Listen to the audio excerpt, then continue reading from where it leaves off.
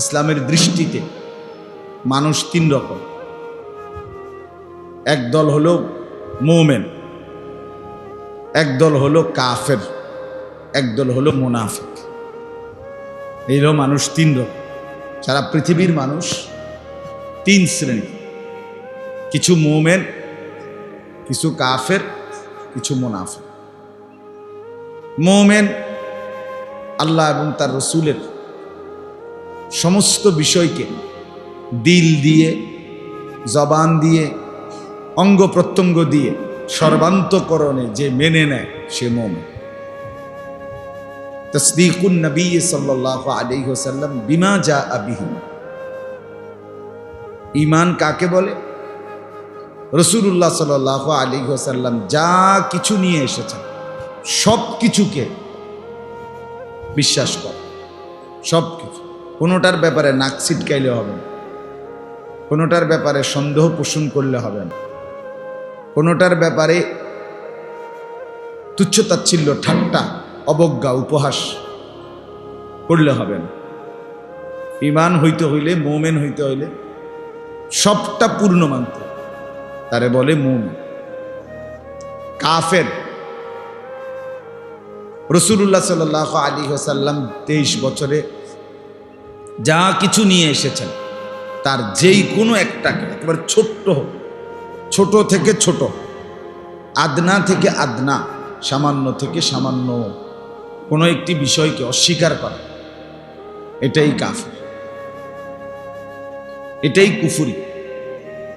Incur করা, অস্বীকার করা, চাই সেটা দাড়ি হোক, টুপি হোক, পাঞ্জাবি হোক, তসবিহ হোক, মেসওয়াক হোক,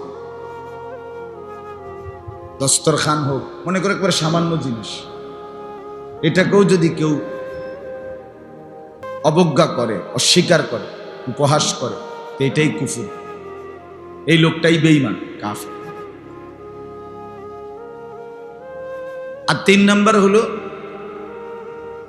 যে মুনাফিক, হুয়াল্লাযী ইউযহিরুল ইসলাম ওয়া ইউবতিনুল কুফরা, যে মুখে প্রকাশ করে, জবানে বলে মুসলমান, কিন্তু অন্তরে তার কুফরি, তার বিরোধিতা, তার সিদ্ধান্তই আমি মূলত সব কিছুতে আল্লাহর বিধান, রসুলের বিধান, ইসলামের বিধানের বিরোধিতা করব, উল্টোটা করব।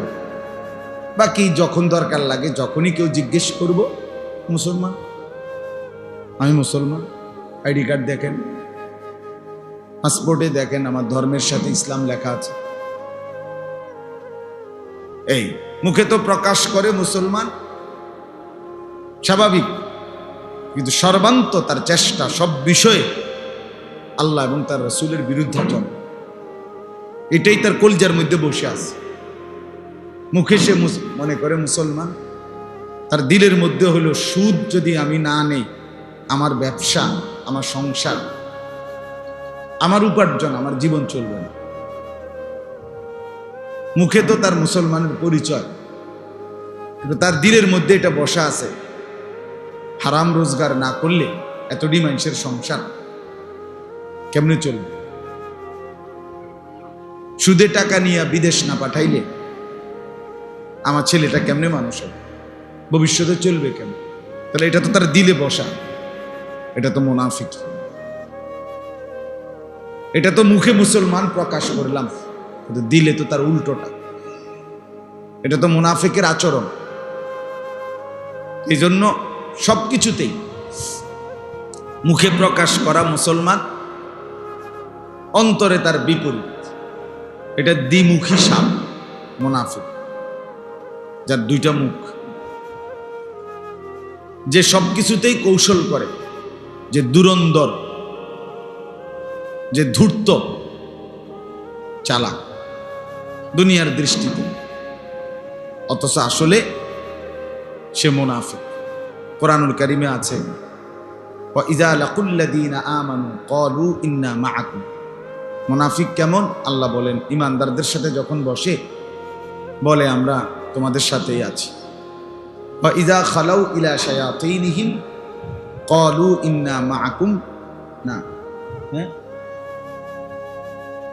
ইযা খালাউ ইলা শায়াতিনহিম ক্বালু ইন্নামা নাহনু মুস্তাহজিউন।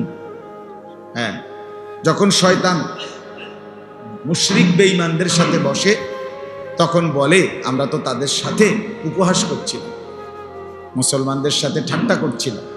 আরে বইছি আর একটা বুঝ দাও না, যখন যেই পরিবেশে ওই পরিবেশের তাল ধরতে হয় বেটা, বুঝতে হয় এবারে চালাক, আসলে আপনি মুনাফিক। আমার একদিন একজনে কয়, হুজুর যে হিকমত জানতে হয়, মানে মানে ইসলামের কাজ করে একটা সংগঠনের, তো পরে পুলিশ দেখছে, পুলিশ জিজ্ঞাসাবাদ করতে পারে, এই জন্য তারা সবাই দোকান থেকে একটা সিগারেট ধরাইয়া সিগারেট খাইতে খাইতে পুলিশের সামনে চলে আসছে। পুলিশ আর জিজ্ঞাসা করে না, বুঝছে যে না এরা ইসলামী দলের লোক হইতো না, কারণ সিগারেট খাইতেছে। এইটা হলো হিকমত। উনি আমারে বুঝাই দিতেছে, হিকমত জানতে হবে ইসলামের জন্য, এটা হলো হিকমত। বুঝেন নাই কথা? তো এটা যদি হিকমত হয় তাহলে নিজের বউরেও ভালোবাসতে হয়, আবার দরকার লাগলে মানুষের মহিলার সাথেও গপ মারতে হয়, এটাও তো হিকমত। হ্যাঁ, তাল মিলাইয়া চলা, এটা বুঝি হিকমত, এটা বুঝি হিকমত। হিকমা তো কোরআনের শব্দ, রাসূলুল্লাহ সাল্লাল্লাহু আলাইহি সাল্লামের সুন্নাহকে বলা হয় হিকমত। রাসূলুল্লাহ সাল্লাল্লাহু আলাইহি সাল্লামের সমস্ত কথা কর্ম এগুলোকে বলা হয় হিকমত। যাই হোক, আমার বলার উদ্দেশ্য হলো যে এই মুনাফিক এটা একটা বিশেষ শ্রেণী, যারা না ঘরকা না ঘটকা, এরা মুসলমানও না কাফেরও না, এরা একটা আলাদা। এরা নিজেদেরকে মনে করে চালাক বুদ্ধিমান, আসলে এরাই প্রকৃত বোকা, এরা সবচেয়ে নিকৃষ্ট, এরা সবচেয়ে আমি একবার আমাদের কুমিল্লা ক্যান্টনমেন্টের কাছে এক দোকানদার ছেলে, সে আমাদের কৌমি আলেমদের সাথে চলে, অনেক সময় দেখি, আবার বান্ডারি রেজবি এগুলোর লোকও চলে, ছেলেটা গান বাদ্যও যায়। তা আমি হেরে একদিন বললাম, ভাই আপনি এইটা কোন দশা, আপনি দোনো দিকেই চলেন। হুজুর উদ্দেশ্য তো বেহেশতে যাও না, হাসরের ময়দানে দেখ যাইয়া দেখবো যেই দল বেহেশতে যাইতেছে আমি হেগুলোর লোকে যাবো। আরে সুবহানাল্লাহ। তা আমি বললাম, আপনি এত বুদ্ধি লই আপনি ভাত খান কেন? কি সাংঘাতিক বুদ্ধিও না।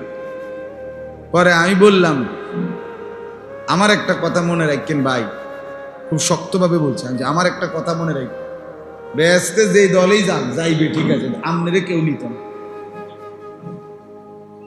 কথা বুঝেন নাই? আপনারে কিন্তু কি নিত না, তুই আমগুলোর লোক আসলে আসিলি না। আপনি শেষে গিয়া দোনো দলের ক্রস ফায়ারে ফিরে আমনে শেষ হইল, আমনে যাইতে পারতেন, এত চালাক ভাববেন না।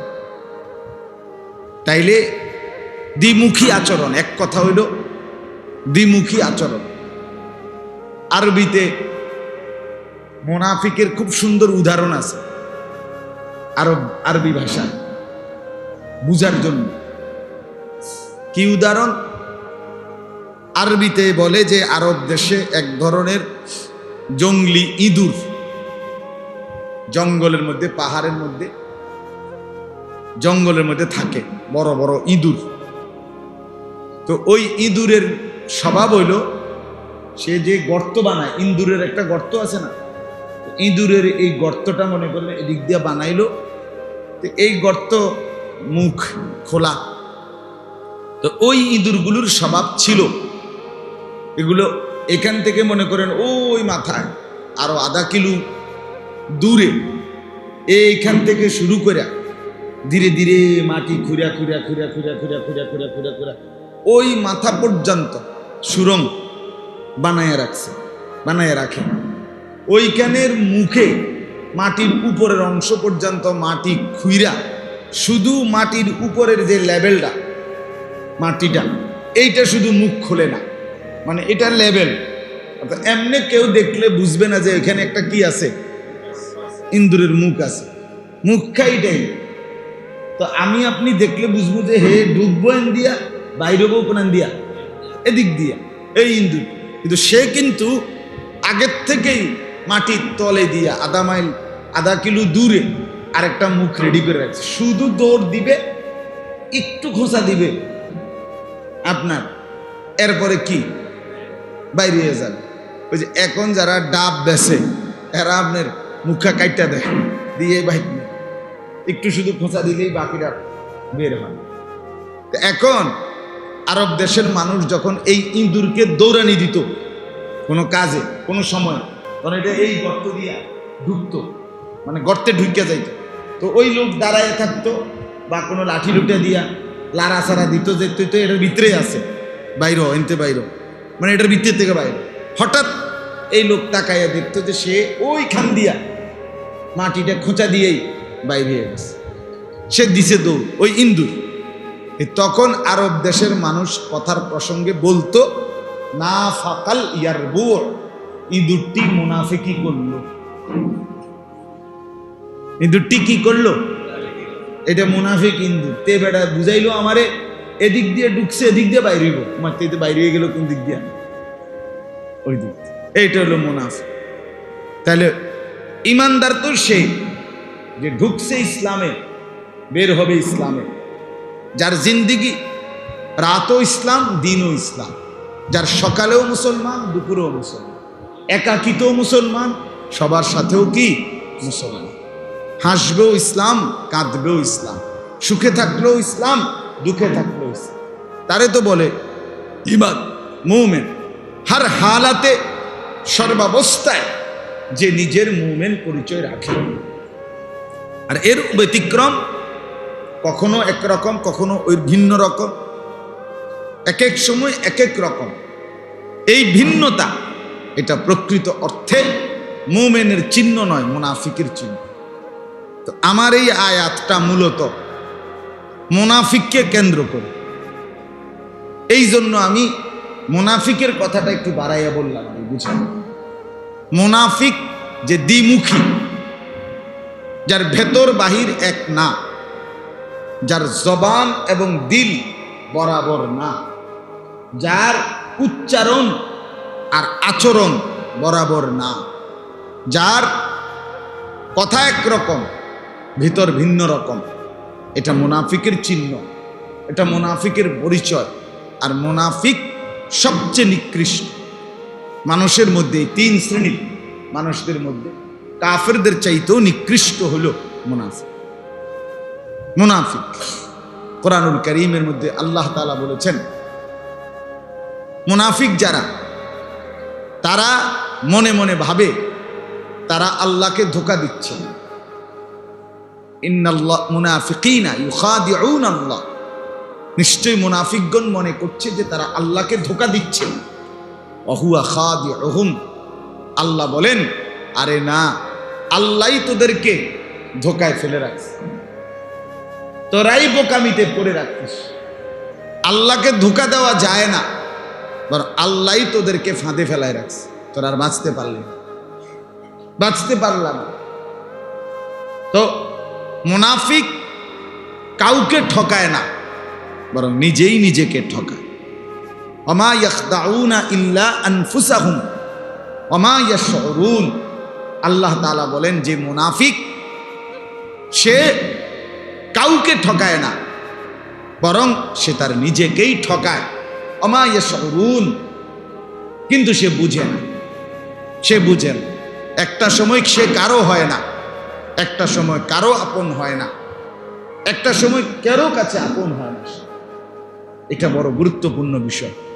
দ্বীনি লাইনও দুনিয়ার লাইনও নিজের মধ্যে নিষ্ঠা থাকতে হয়, ইখলাস। আমি কার জন্য করতেছি, আমি কার জন্য করছি, এটা স্পষ্ট হইতে হয় দিলে জবানে। আমি আপনার কর্মী, কাজেই আমার দিলেও আপনি, জবানেও আপনি। আপনি কখনো দিছেন আমারে, তখনও আমি আপনার। কখনো অভাবে পড়ে গেছি, তখনও আপনার। কখনো মূল্যায়ন পাইছি, তখনও আপনার।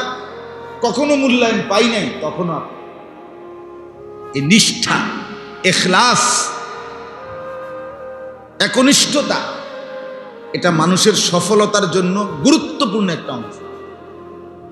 এই ভারতীয় উপমহাদেশের শ্রেষ্ঠ বুজুর্গ হযরত মাওলানা মুফতি শফি রহমতুল্লাহ আলাই, পাকিস্তানের হযরত বলছেন, ইখলাস, নিষ্ঠা এমন একটি গুণ, যদি এটা কোনো ব্যক্তি দুনিয়াবি যেই কোনো বিষয়ে তার মধ্যে থাকে, তাহলে দুনিয়ার বিষয়েও তার সফলতা আসবে। আখিরাতের বিষয়েও যদি কারো মধ্যে থাকে, তার মধ্যেও আখিরাতের বিষয়েও সফলতা আসবে। দুনিয়ার যেই ব্যবসায়ী নিষ্ঠার সাথে লাভ হোক লোকসান হোক, পাই না পাই, আমি এইটাই করব, একটা সময় 3 বছর মার খাইছে, 4 বছর ধরা খাইছে, লস হয়েছে, 5 বছর পরে, 6 বছর পরে, 8 বছর পরে, 10 বছর পরে দেখা যাবে পিছনের 20 বছর লইয়া ব্যবসা হয়েছে। কথা বুঝেন? তার একটা কি ছিল? ধারাবাহিকতা ছিল। কেন আলুর ব্যবসায় সে 3 বছর আলু মার খেয়েছে, 4র্থ বছর দেখা গেছে বাম্পা, মনে করে বাম্পা। এ বছর তরমুজ ব্যবসায়ী কি অবস্থা, কি বাম্পারটা দিলে এরা। গরম যত সেতে তরমুজওয়ালা তত, কথার কথা।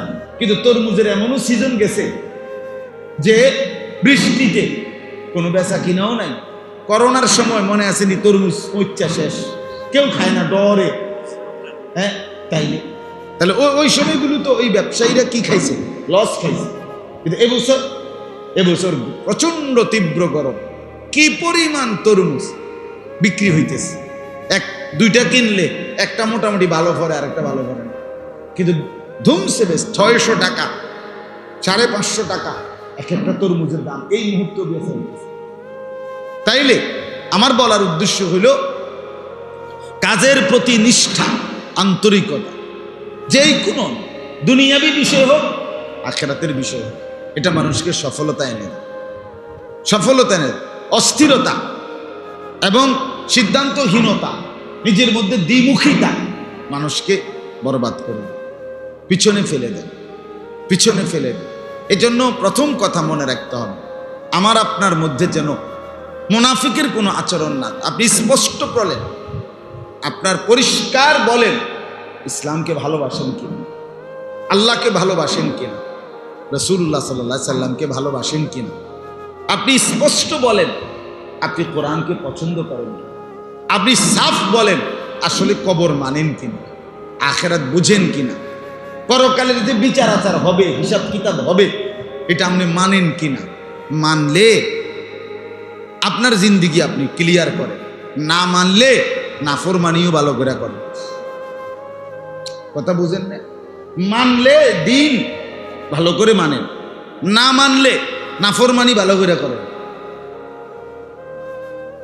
এটা কোন ধরনের কথা যে টুপিও মাথায় দিলেন, আবার দাড়িও রাখলেন না, কখনো পাঞ্জাবিও পরলেন, আবার বিড়ি সিগারেটও খাইলেন।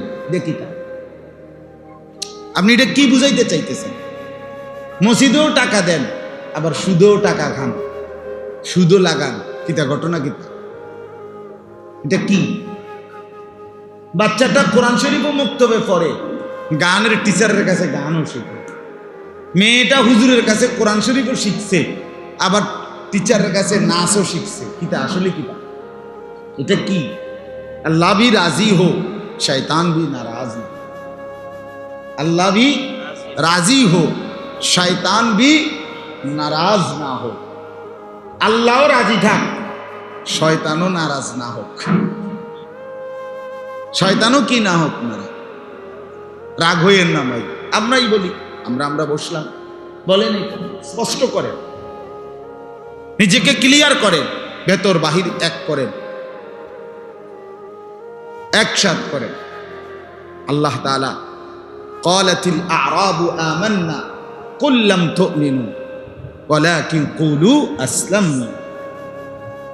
এই যে আল্লাহ বলছে, বেদুইন মুনাফিক আচরণের তারা নবীর কাছে এসে বলছে, আমান্না, আমরা ঈমানদার হলাম। আল্লাহ বলছে, না না, তো মিথ্যু, কুল লাম তু'মিনু, তোমরা ঈমানদার হও নাই, তোমাদের দিলের মধ্যে ঈমান নাই। ওয়ালাকিন কুলু আসলামনা, বরং বলো আমরা বাহ্যিকভাবে নিজেদেরকে মুসলমান পরিচয় দিচ্ছি। এটা কও বেটা, বাহ্যিক একটা সুরুত দেখাচ্ছ, তোমার দিলে ঈমান নাই। ওয়ালাম্মা ইয়াদখুলিল ঈমানু ফি কুলুবিকুম, আল্লাহ বলছে আমি বলছি রাসূল, এখনো তোমাদের দিলে এই মুনাফিকদেরকে, তোমাদের দিলে ঈমান বসে নাই, আমি এমন ঈমান নেই না। এই দ্বিমুখিতার সুযোগ আমার কাছে নাই, আমার কাছে নাই। এটা জরুরি, এটা স্পষ্ট বুঝা দরকার আমাদের। অনেক জঘন্য এটা আমাদের, যে আমাদের দ্বিমুখী আচরণ। রাসূলুল্লাহ সাল্লাল্লাহু আলাইহি ওয়াসাল্লাম, আপনারা কত হাদিসে শুনছেন, মুমিনের চিহ্ন নবী বলছেন, ইজা হাদ্দাসা কাযাবা, যখন কথা বলে মিথ্যা বলে, কথায় কথায় মিথ্যা বলে। বেটা আরে রাখ, আমার দিকে আমার তে হুন বেটা, কেমনে কইতে হয়, কাঁচা মিথ্যা কথা কইয়া আবার হাসতেছে, দেখছ কেমনে কোন লাগে বেটা। আশ্চর্য কথা, আশ্চর্য কথা। কি করলেন এটা? এটা মুসলমান? ইজা হাদ্দাসা কাযাবা ওয়া ইদা ওয়াদা আখলাফা, ওয়াদা করে তো সাথে সাথে তার বিরোধিতা, বলল দিয়ে দিচ্ছি, আবার সরে গেলেই আর দেওয়ার খবর নেই। ওয়া ইদা তুমিনা খানা, যখন কেউ আমানত রাখে তো অবশ্যই তার খেয়ানত করে, খেয়ানত করে। মনে করেন আইসক্রিম দিছে, হাতের একটু অর্ধেক খাই লেছি, বুঝলেন না কথাটা? মোবাইলটা দিছে হাতের এক দুটো টিপ্পা কড়ি মুড়ি উড়াই দিছে, ওটা উদাহরণ দিলাম আর কি। অর্থাৎ খেয়ানত করে। হ্যাঁ, ইদা খাসামা ফাজারা, এটাও হাদিস। রাসূলুল্লাহ সাল্লাল্লাহু আলাইহি ওয়াসাল্লাম বলছেন মুনাফিকের এটাও একটা চিহ্ন, কারোর সাথে সামান্য তর্ক লাগলেই গালিগালাজ শুরু করে, গালিগালাজ শুরু করে। এটা মুনাফিক, মুনাফিকের চিহ্ন। কোরআনে আল্লাহ তাআলা বলছে মুনাফিকের চিহ্ন কি? ইযা কামু ইলাস সালাতি কামু কুসালা, যারা মুনাফিক তারা কেমন হয়? আল্লাহ বলে তারা নামাজ পড়ে অলস ভাবে, না ফাইতে দাঁড়াইলা মারি, রুকু দেয়, উতায় করে, কি সদবদ, এই অলস ভঙ্গিমায় নামাজ পড়ে, মুনাফিক। লা ইয়াযকুরুন আল্লাহ, আল্লাহর জিকির করে না, ইল্লা কলিলা, সামান্য ছাড়া, খুব দ্রুত গতিতে তাসবিহাত আদায় করে। আল্লাহ কোরআনে বলছেন এটা মুনাফিকের চিহ্ন। নবী সাল্লাল্লাহু আলাইহি সাল্লাম বলছে তিলকা সালাতুল মুনাফিক, ওইটা মুনাফিকের নামাজ। তিলকা সালাতুল মুনাফিক, ওইটা মুনাফিকের নামাজ। তিলকা সালাতুল মুনাফিক, ওইটা মুনাফিকের নামাজ। তিনবার বলছে কথাই। কামা ফানাক্কারা আরবাআন, দাঁড়াইলো আর 4 রাকাত নামাজ যেন 4টা ঠোকর দিল। লা ইয়াযকুরুনাল্লাহ ইল্লা কালিলা, ভালোভাবে তাসবিহগুলো পড়লো না, সামান্য সামান্য পড়ল। এবছর আমি এক জায়গায় তারাবি পড়ছি, উমরার থেকে আইসা 8টা বাজে এশার নামাজ শুরু হয়েছে, খতমে তারাবি কারেক্ট যখন 9টা বাজে, এই 1 ঘন্টার ভিতরে এশা 2 রাকাত সুন্নত, 20 রাকাত খতম তারাবি শেষ, খালাস করলো, খালাস। আমারে মসজিদের ওয়ালারা বলল হুজুর বিতিরটা আমনে পড়াই দেন হুজুর। আমি বললাম আমি বিতির পড়াইতে রাজি, তবে শর্ত হইল বিতিরের পরে 15-20 মিনিট বইতে হইব। আমার হুজুর কথা আছে, আমার এটা শুনতে হইব, তাইলে আমি বিতির পড়ানো। হুজুর আপনি কইলে আধা ঘন্টা 40 মিনিট, সমস্যা নেই, আপনি আমরা বউ, আমি এই তো আপনার লাইনে হালাইছি। এরপরে বললাম বিতির পড়াই, কামটা করলেন কি? 2 জন হাফেজ রাখলেন, 1 ঘন্টার ভিতরে এটা কি নামাজ পড়লেন? 20 রাকাত নামাজ, মানে একটা জাফানি মেশিন দিয়ে বাইরে উড়াইয়া লাইলো আর কি, সোজা কথা, মানে উড়াইয়া লাইলো। কি রুকুর সময় আছে না সেজদার, কি আত্তাহিয়াতু পড়ে না, দুরূদ শরীফ পড়ে না, সূরা পড়ে না, কেরাত পড়ে, কিচ্ছু বোঝা যায় কিচ্ছু না। আফসোসের ব্যাপার। অনেকক্ষণ বুঝাইয়া আমি বললাম এখন ওয়াদা দেন যে আগামী কালকের থেকে এই যে আজকের মতো আধা ঘন্টা সময় তো এখন বসতে পারলেন, আর শুধু বর্তমান সময়ের সাথে আর 30 মিনিট সময় শুধু বাড়তি যোগ দিবেন। কদ্দুর টাইম এদ্দুর তো দিছেন 8টা থেকে 9টার সময় আপনারা দিলেন না, এটা তো আমি আপনাদের থেকে পাইলামই। আর শুধু নতুন করে চাচ্ছি আরো 30 মিনিট, আধা ঘন্টা সময়। এইটা আপনারা বলেন। আলহামদুলিল্লাহ মুসল্লিরা এক বাক্যে রাজি হয়েছে। পরে 2 হাফেজ সাহেবরে বললাম যে কালকের থেকে আপনারা এভাবে ধীরে সুস্থে পড়াবেন। বলছি ঠিক আছে ইনশাআল্লাহ। আমার বলার উদ্দেশ্য হলো রাসূলুল্লাহ সাল্লাল্লাহু আলাইহি সাল্লাম বলছে শুধু দাঁড়ায় আর ঠোক্কর দেয়, ঠোক্কর মারে, ঠোক্কর, এ তো মুনাফিকের নামাজ, এ তো মুনাফিকের নামাজ। আমার একবার একজন পরিষ্কার বলছে হুজুর আমরা ইমাম সাহেব টনটুন না, হ্যাঁ টনটুন না হুজুর, আমরা আল্লাহর রহমতে হুজুর পাইছি একবার টনটুন না হুজুর। তা আমি বললাম টনটুন না মানে কি, তা কি বুঝাইতে চাইছেন হুজুর, টনটুন না মানে কি? 20 রাকাত তারাবি যে পড়ায় টেরে পাওয়া যায়। আল্লাহু আকবার, কত বড় সৌভাগ্য আপনার। 20 রাকাত তারাবি পড়ার পরও আপনার গায়ে একটু ক্লান্তি কষ্ট অনুভব হয় না। আপনি এটা কি তারাবি পড়েন? তা আমি ওনারে বললাম চাচা আমার নাম আনিসুর রহমান আশরাফি, আমার নাম সহ আপনার এই হুজুরের টনটুন্না হুজুরে কইবেন যে আমি বলছি এই আমনের সহ আর হুজুরের সহ একসাথে হাসরের ময়দানে ফেরেশতা বাইন্দা ফিটবো।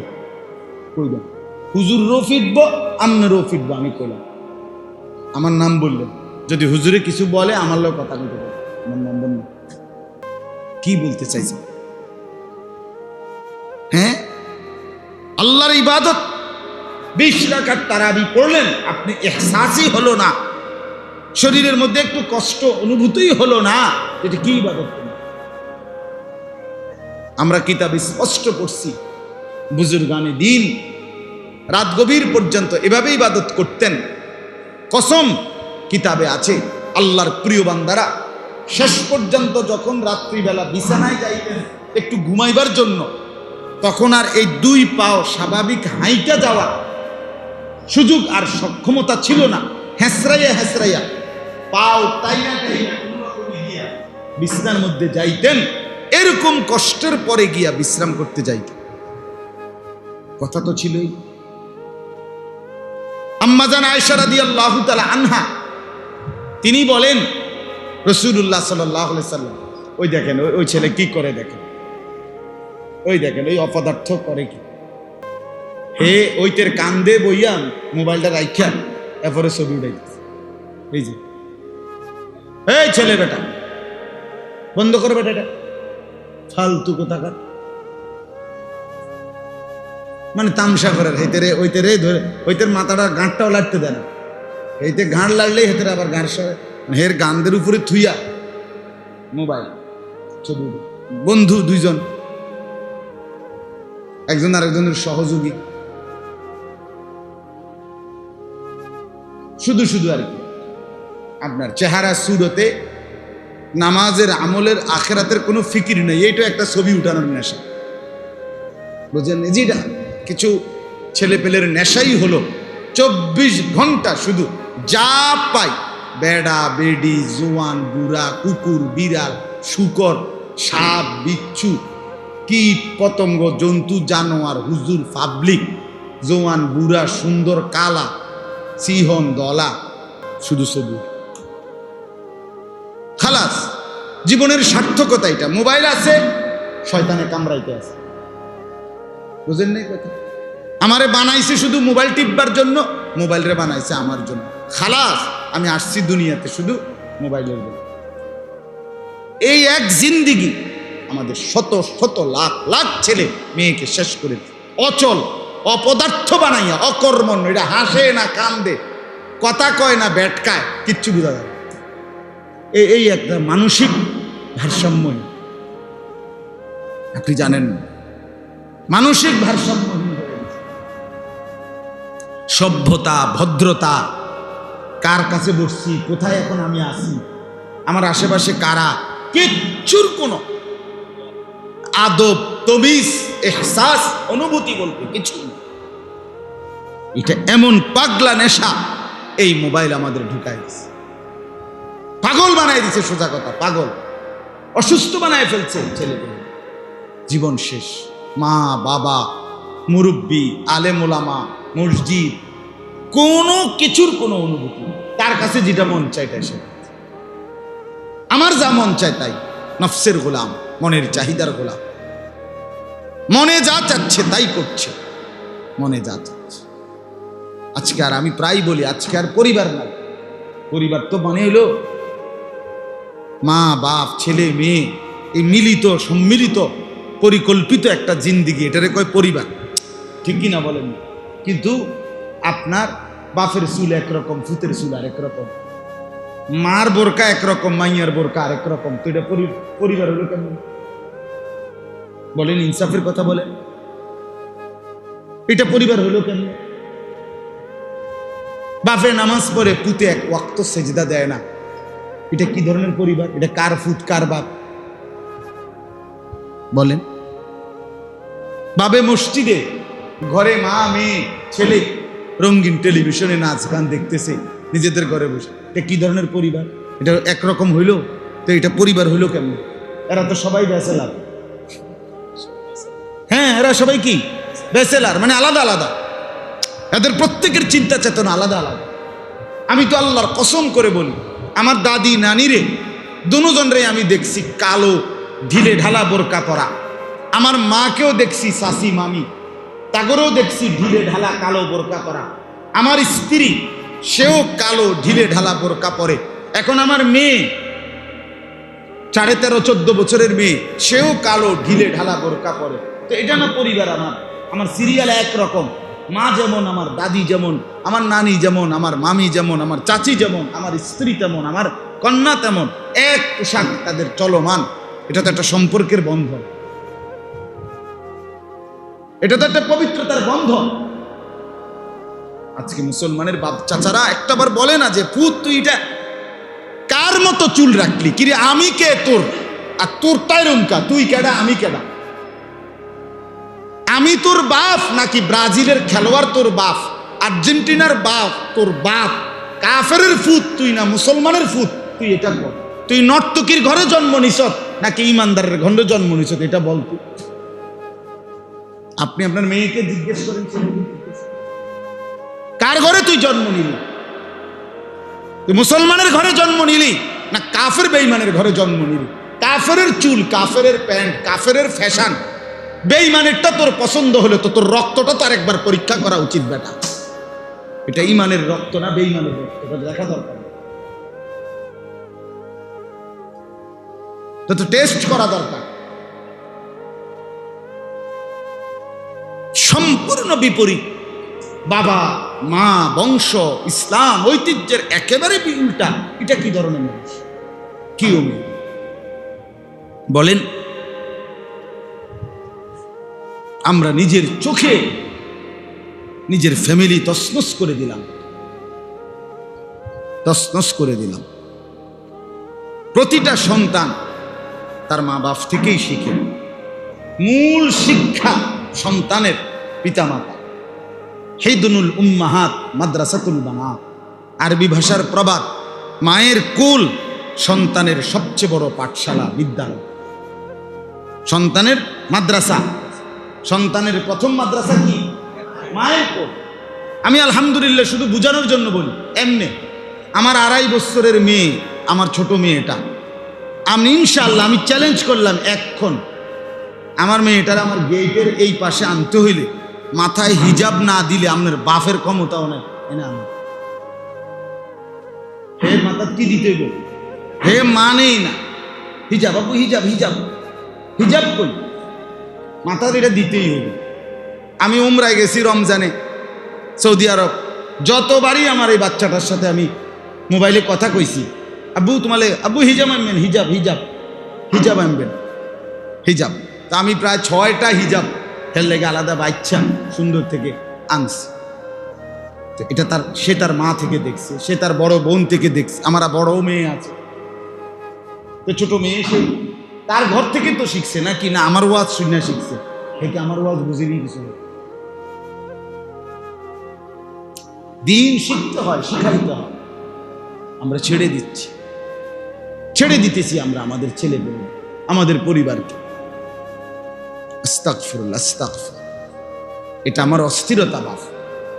আমি প্রতিদিন চিৎকার চেঁচামেচি করি, 10 জন হোক, 10,000 হোক, 20 জন মুসল্লি হোক, আমার কোনো আপত্তি নেই।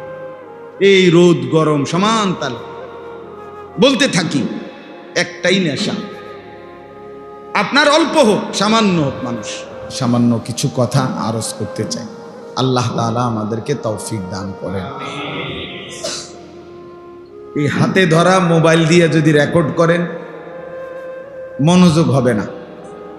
আপনার এই সদর বদর আমি সহ্য করি না, এটা আমার পছন্দ না। আপনি এটার একবার এদিকে ডাইন দিকে ঘুরাইবেন, একবার বাম দিকে ঘুরাইবেন, একবার আলগি দিবেন, একবার নিচে নামাবেন, এই ফাতরামি আমার পছন্দ না। এই জন্য দয়া করে হাতে ধরা মোবাইল দিয়ে রেকর্ড করা যাবে না। যদি ভবিষ্যতে রেকর্ড করতে মনে চায় ওয়াজ, আপনি এরকম স্ট্যান্ড কিনে আনবেন, অথবা বাঁশ আনবেন, অথবা কলা গাছ আনবেন, ওটার মধ্যে আনবে বাইন্দা লাগাই, বুঝছেন? এই জন্য এই হাতে আর আলগি দিয়েন। একজন এটারে কায়েদ করে, একজন সোজা করে, এটা কিছুটা অসুস্থতারও লক্ষণ। যেন আমি সবসময় বলি, যারা সেলফি তোলে, নিজের ছবি নিজে তোলে, আমার কাছে তাদেরকে প্রতিবন্ধী মনে হয়। এটা আমার ব্যক্তিগত গবেষণার ফিকির। আমার কাছে মনে হয় তারা প্রতিবন্ধী। কারণ একটা মানুষ নিজেই নিজের দিকে তাকাইয়া হাসে না, এটা আবার এরকম করে, আবার মনে করেন মোটরসাইকেলে কাইত হইয়া বসলো, আবার চুলটারে টানা দিয়ে ছবি উঠাইলো, তো তুই তো পাগলেই তো বুঝাইতে চাই, তুমি নিজেই হাসো, নিজে কাইত, নিজে শীতাও, ঠ্যাং আলগি দাও, মাথা আলগি দাও, এই তো প্রতিবন্ধী। তা আপনি তাকে ভালো ডাক্তার দেখানো উচিত, মানসিক ডাক্তার, নাহলে এটা তো অসুস্থতার একটা চিহ্ন। নিজেকে এরকম বিভিন্ন অঙ্গভঙ্গি করা, এ তো স্বাভাবিক মানুষ। এই জন্য দয়া করে মনোযোগ দিই। এমনিতেই গরম, কষ্ট করেই বসছেন, তো সেটা যদি কোনো ফায়দাই না আসে, উপকারই না আসে, তো কি লাভ হল? কষ্ট করে বসার মধ্যে সার্থকতা কি? এই জন্য দয়া করে আমরা প্রত্যেকে ইনশাআল্লাহ মনোযোগী হই। বলেন ইনশাআল্লাহ।